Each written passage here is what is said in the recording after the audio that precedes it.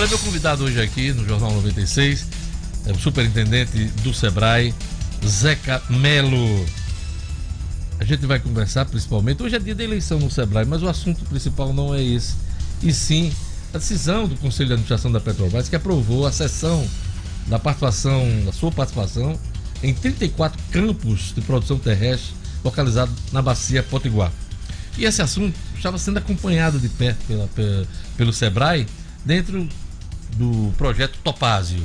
E a gente vai conversar hoje aqui. Bom dia, Zeca. Bom dia, Dior. Prazer grande estar aqui, meu amigo. Uma boa notícia para o Rio Grande do Norte. Eu acho uma excelente notícia. Explica pra gente. Até porque nós tivemos há cerca de 60 dias atrás uma audiência com o ministro das Minas e Energia, o senador Garibaldi nos ajudou e foi conosco, com vários empresários de Mossoró, da região, da rede Petro, né, que é uma rede de empresas que estão na cadeia produtiva do petróleo e gás, e o presidente da Federação das Indústrias cobrando celeridade na definição. Eu acho que o projeto vem em análise na Petrobras há muito com tempo, indas e vindas, 3 anos, cerca de 3 anos, e nós destravamos o processo, né, em relação a exploração e produção dos poços ditos maduros da Petrobras. O que a Petrobras chama de programa de desinvestimento. Eu acho que é uma palavra horrível. Horrível. Na verdade, porque tem muito dinheiro investido e essa sessão não vai ser gratuita. Não tem desinvestimento nenhum. Para nós é investimento, na veia. Explica para o nosso ouvinte, Zeca, como era antes essa exploração. O Rio Grande do Norte chegou a ser, inclusive, o maior produtor de petróleo em terra, se orgulhava, inclusive, disso. Como era antes e como vai ser a partir de agora? O Brasil chegou a 1 milhão de barris, e quando a gente chegou a 1 milhão de barris, a gente comemorou, cantou aqui em prosa e verso, e o Rio Grande do Norte participava com cerca de 10% disso, que era 100 mil barris dia. Né? Até que chegou o pré-sal. E com a chegada do pré-sal, os investimentos da Petrobras migraram naturalmente para áreas de maior volume, de maior potencial, né? E aí essa migração ensejou uma queda em pesquisa, em exploração, e fez com que a nossa produção caísse pela metade. Isso, entendeu? Gerou desemprego, fechamento de empresas, desinvestimento, queda no royalties, ociosidade na cadeia de petróleo e gás, em Mossoró, né? E aí nós começamos a lutar, porque se a Petrobras não tem interesse, e que é natural que não tenha, né? É mesmo que você pegar uma empresa especializada em construção de metrô e pontes né, grandes ferrovias, não vai querer fazer pavimentação de rua ou 30 casas em municípios pequenos, né? Então, natural. Então, nós achamos o ritmo muito lento. Então, o que a Petrobras fez, né? Com o apoio da ANP, com a supervisão da ANP, dividiu cerca de dezenas de campos em 3 polos. Um deles é o Riacho da Forquilha. Esses campos representam cerca de 15 mil, uma produção de 14 a 15 mil barris por dia. Separou em 3 polos. O primeiro polo foi decidido ontem. Anteontem. Terça-feira. Decidido significa o seguinte: a Petrobras recebeu a melhor proposta, 435 milhões de dólares. Dá um prazo. A empresa de 453,1 milhões, né? Eles têm até o dia 7 de dezembro, tá certo? Para depositar 7,5% disso. Isso, que dá 34 milhões de dólares. De dólar, que não é pouca coisa, tá certo? E aí começar a produzir. O mercado... Um sheik ali da região do petróleo, um sheik, né, árabe, ali, da região ali do... Sheik moçoroense. Acho que não seria muito dinheiro não, mas aqui é muito dinheiro. Muito dinheiro, muito dinheiro. Outra coisa, viu, Dione? O negócio do petróleo offshore, o negócio do petróleo em plataforma marítima, é um negócio de pequenas e grandes empresas com pouco emprego. O onshore, no mundo todo, são pequenas empresas, investimentos muito menores e um número imenso de negócios no entorno. Só para explicar ao nosso ouvinte, o offshore é a produção de petróleo no mar. nas plataformas de petróleo. E o onshore é a produção de petróleo em terra. Só para também para os nossos ouvintes terem uma ideia, esse polo equivale a 34 campos, centenas de poços, produzindo 6 mil barris dia. Uma plataforma marítima no navio daquele da Petrobras, certo? Desses novos, produz o que essas centenas de poços produzem por dia, esses 6 mil barris, eles produzem por hora, meu amigo. Numa plataforma só. Você está entendendo? Então é uma notícia auspiciosa e alvissareira. Qual é o potencial do nosso polo Riacho da Forquilha? Olha, se você conversa, a norma, a produção dos últimos anos, a produção gira em torno de 6 mil barris. Se você conversar com por dia. Se você conversar com os produtores independentes, os pequenos produtores, prestadores de serviço, eles dizem que esses 6 mil vira 8 rapidamente. Porque então, há um aumento na produção, né?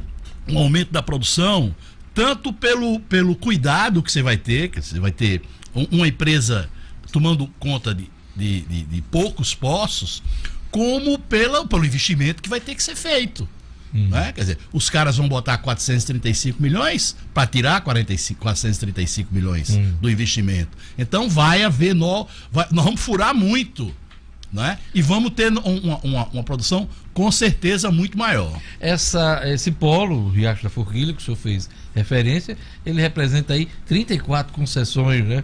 E para uma produção de 40 anos, é o que está previsto, né? É o que está previsto. E o mais importante aí é que a Petrobras anunciou, na verdade, existem outras empresas que estão no Sigo líder. Sigo líder, é igual o Flamengo, entendeu? O Vasco vai atrás, né? O Vasco está mais seguindo a lanterna lá embaixo. Mas viu, falando sério, e eles têm um prazo para se manifestar, para pagar os 30 e tantos milhões de dólares. Se entendeu? A 3R Petroleum não pagar os 10%, já tem gente de olho, observando, né? Não, tem o segundo lugar, não é? E aí eu acho que isso... eu vi muito entusiasmado que nós tivemos essa semana em Mossoró, na terça e na quarta.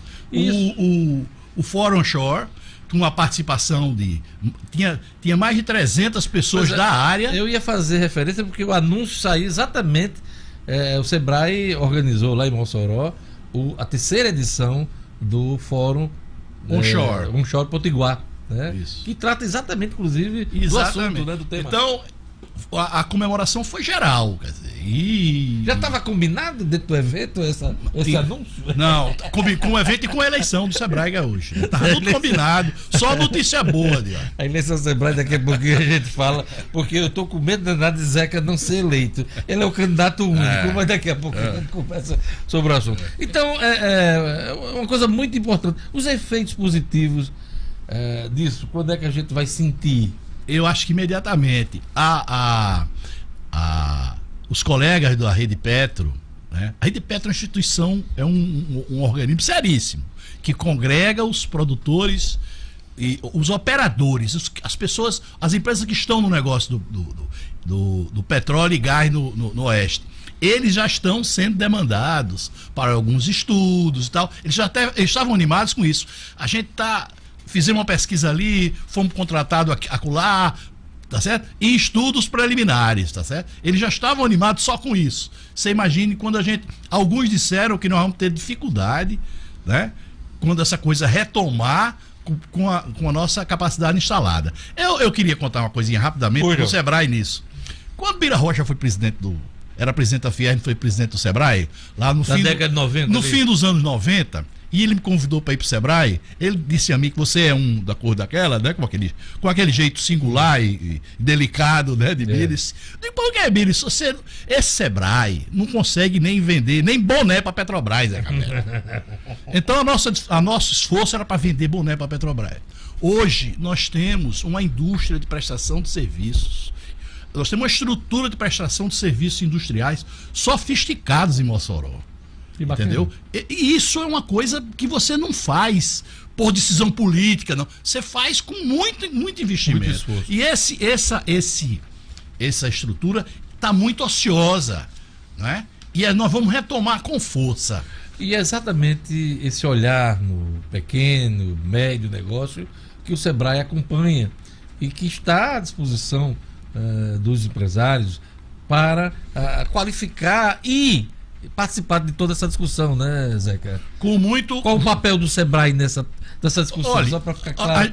A gente participa da discussão do ponto de vista de apoio à política pública, mas tem todo um projeto. Esse ano, por exemplo, nós tivemos com uma dezena de empresários visitando Oklahoma e uma feira em Houston, nos Estados Unidos. Foram 10 empresas que foram é o berço conosco, da produção né? de petróleo no mundo, né? Isso a gente faz. A indústria do petróleo é muito rigorosa com a questão ambiental, de segurança do trabalho. Então, existem algumas certificações que o Sebrae estimula e apoia a certificação. Por exemplo, quando a gente começou no programa, existia, eu me acho que chama AMANA. Se tiver errado, é importante é o conceito. Você precisava ter uma certificação de solda que só tinha na Bahia, né? Aí eu me lembro que a gente alugou um ônibus com algumas empresas para mandar o nosso soldador para Bahia e não passou ninguém. Nós voltamos, fizemos um curso, no ano seguinte passou. Hoje, o Senai, a Federação dos tem a estrutura para fazer essa certificação. A certificação é um ponto, a questão ambiental é um ponto. Nós trabalhamos na época do Banco Nordeste, do saudoso amigo Zé Maria Vilar, que era o superintendente, criamos uma linha de capital de giro chamada Giro Petro. Era a única linha de giro que tinha para a área de petróleo e gás no Brasil. Então, tem um monte de coisa para fazer. É importante uma notícia dessa, né, de uma indústria como a do petróleo, no momento em que se fala muito em energias renováveis, né? Uma coisa tem que caminhar ao lado da outra. Ao lado da outra. São as nossas vantagens diferenciais comparativos, não é? Tanto na área da energia do petróleo e do gás, como na questão da eólica, né? E na questão da fotovoltaica. Nós temos um projeto chamado RN Solar de apoio à microgeração. Esse ano nós fizemos 11 seminários no estado todo. O projeto Topázio, especificamente, ele foi o quê? O projeto Topázio foi como a Petrobras denominou, tá certo? Esse programa de desinvestimento, entre aspas. A cessão, a venda, tá certo? Dos poços onshore, que é chamado maduros. Existe um outro projeto que chama Projeto REAT, que a gente tem que discutir depois, que visa passar a produção brasileira para 500 mil barris dia em terra, certo? Eu acho que terminando essa etapa, a gente tem que juntar esforços, a classe política liderada pela Federação das Indústrias, com apoio da Rede Petro, para a gente exigir, tá certo? Que a gente comece a implantar efetivamente o REAT. Como bem você explicou, o interesse da Petrobras hoje é muito no pré-sal, deixando um pouco de lado esses investimentos nos campos maduros. Esses campos maduros, economicamente, eles são... Porque a gente sabe que o petróleo é finito, mas eles ainda são economicamente interessantes? São extremamente interessantes. Eu vi num produtor independente, que não estou autorizado a dizer o nome, visitando a empresa dele, ele mostrou, Zé, que esse poço aqui, ele está esgotado, segundo os padrões, há 5 anos, e me dá 3 barris de petróleo todo dia, sem eu fazer nenhum investimento. Qualquer investimento que eu faça nele, ele vai melhorar muito, aumentar muito a produção, e a produtividade e a produção. Quer dizer, então ele não tá tão esgotado, o que é maduro e esgotado aqui, é maduro e esgotado do ponto de vista do tipo de investimento que a Petrobras faz. É aquela história de você fazer metrô e usina nuclear, tá certo? E casa em Campo Grande e Jucurutu, pô. Entendeu? É isso aí. Então vamos falar agora desse momento final da entrevista, na eleição do Sebrae. Estou muito preocupado mesmo que você não vai ganhar essa eleição hoje.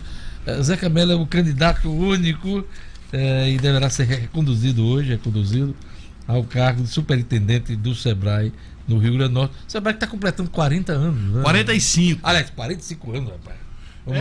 O Sebrae tem uma gestão, uma governança, né, diferente, certo? Quer dizer, o Sebrae a governança maior, o órgão superior da administração superior do Sebrae é um conselho deliberativo formado por 15 membros, 3 do governo do Estado do Rio Grande do Norte, 3 do governo federal, que são os 3 bancos federais, o Sebrae Nacional e 8 entidades privadas, Federação de Indústria, Comércio e Agricultura, Associação Comercial, etc. Certo? Então, na questão do Sebrae, não é que haja ingerência do governo. O governo participa, está sentado. Claro. Tá certo? E aí, ouvido também, né? Sempre. Pois é. E aí a gente sempre evita o confronto, né? Porque não cabe muito discussão política dentro do Sebrae. A gente sempre prefere que haja uma solução técnica. Mas há um questionamento, né? O governo que finda está indicando um dos diretores. E há quem esperasse. Não, por que não esperar o próximo governo para indicar uma das diretorias? Como é que você explica isso? Eu acho que não é bom que o governo que finda indique, principalmente quando ele perde. Mas é a regra do jogo, entendeu? Entendeu, Diógenes? É o que está escrito no estatuto, entendeu? Tem que se mudar o estatuto. A gente poderia pensar também que o governo que entra... O governo, se a gente fizesse essa eleição depois, independente de ter sido o governador Fátima, Rosalba, Dona Vilma, que fosse, entraria com uma força tão grande que também não fosse bom essa força desproporcional, né? A gente tinha um dos colegas como diretor da casa, lamentavelmente ficou fora, que é o nosso amigo Eduardo Viana. Eduardo Viana sai e entra Marcelo Toscano. Entra Marcelo Toscano, que é o indicado do governo do Estado. Que é o atual diretor. Que é um engenheiro, experiente, etc. Jovem, experiente. Mas Eduardo continua conosco lá no Sebrae, é da casa, é do quadro, é um grande profissional. E como é que vai ficar o Conselho Deliberativo aí na sua representação? O Conselho Deliberativo... ele não se elege, ele elege, tá certo? Quer dizer, ele vai elege entre os 15 um presidente, que vai ser o presidente da Federação do Comércio, Marcelo Queiroz, que é um cara que já conhece o Sebrae profundamente, até como pequeno empresário que ele é, tá certo? Você na superintendência. Eu na superintendência, João Hélio, que continua conosco na diretoria técnica, e Marcelo Toscano, que estreia no começo de provavelmente seja eleito. Eu estou falando que estreia porque a chapa é única, é uma chapa de consenso. E Marcelo vai ser diretor operacional. Diretor, né? De operações. Diretor de operações. E o que é que, na sua avaliação, vai marcar esse próximo período seu como superintendente do Sebrae? Olha, nós temos uma grande discussão com a Prefeitura de Natal da Lei Geral do município e com o Estado do Rio Grande do Norte da Lei Geral estadual da micro e pequena empresa, que não existe. E um programa de compras governamentais. É necessário? Nós temos a lei nacional. É necessário? É muito necessário, porque cria o marco legal necessário, os instrumentos legais necessários para a gente trabalhar segurança, licenciamento, bombeiro, essas coisas. E nós temos a questão da transformação digital, do atendimento digital, né? Você que é um empresário da área do ramo sabe como é que isso é inexorável, uma fatalidade. Quem não estiver dentro não vai sobreviver, não é? A questão da indústria 4.0 também, que nós vamos entrar firme. Tivemos um projeto nosso aprovado na FINEP em 2 editais, 2.800.000, são dezenas de pequenas empresas, principalmente 40 empresas incubadas, uma aproximação muito forte com as incubadoras, Metop Digital. Vamos apresentar um projeto que era para ser feito esse ano, a gente resolveu esperar o próximo governo, a área de turismo, que é o projeto de Natal na Segunda Guerra Mundial. Não é compreensível, não é admissível que a gente não tenha um diferencial, né, Diogo? E atração turística com foco no nosso... Aliás, é um ponto que não se avança aqui no Rio Grande do Norte. Pois né? é. A gente não consegue, inclusive, inaugurar a rampa, que é o local que representa muito a Segunda Guerra, um momento histórico, né? De encontro, inclusive, de presidentes da República. Também é dentro desse contexto todo. A gente não consegue inaugurar a reforma da rampa, né? Então, nós vamos oferecer ao trade um projeto de roteiro turístico inteligente de Natal na Segunda Guerra Mundial. Tá certo? Que bom. Então, isso tudo, os projetos de negócio de impacto social também, que é outro tema E o projeto REAT, como você falou. O REAT e o RN Solar, que é o projeto de energia solar. Então, muita coisa. Eu estou muito animado aí com a...